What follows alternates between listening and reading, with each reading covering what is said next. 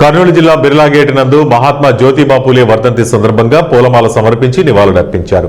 ఈ కార్యక్రమం నందు బీసీ నాయకులు నక్కలమిట్ట శ్రీనివాసులు, వెంకటేశ్వర్లు, సత్రం రామకృష్ణ, బీసీ శేషగిరి, సుజాత, రామకృష్ణుడు, జీవి కృష్ణయ్య తదితరులు పాల్గొన్నారు। ఈ సందర్భంగా వై నాగేశ్వర యాదవ్ మాట్లాడుతూ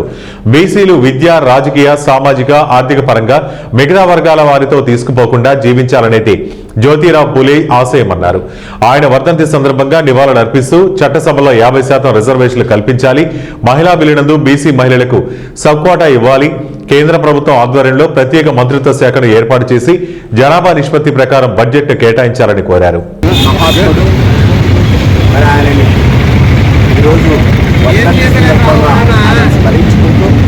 ఆయన ఆశయాలు ఏవైతే ఉన్నాయి సమాజానికి మరి అగ్రవర్ణాలకు వీటిగా వెనుకబడిన తరగతుల వాళ్ళకు కూడా విద్య, మరి రాజకీయ, మరి అట్లాగే ఉపాధి, మరి అట్లాగే సమాజంలో సమానంగా జీవించేలాగా మరి ఆయన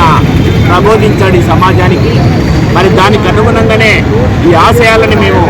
నెరవేర్చాలనే ముఖ్య ఉద్దేశంతో ఈ రాజకీయ పార్టీలను కానీ సమాజాన్ని కానీ విజ్ఞప్తి చేస్తూ మా చిరకాల కోరికైన చట్టసభలలో 50% రిజర్వేషన్స్ ఇవ్వాలి, అలాగే మహిళా బిల్లు ప్రవేశపెట్టారు, మహిళా బిల్లులో బీసీ మహిళలకు కూడా సబ్కోటా ఇవ్వాలి, అట్లాగే కేంద్ర మంత్రిత్వ శాఖ ఆధ్వర్యంలో మరి ఒక మంత్రిత్వ శాఖను ఏర్పాటు చేసి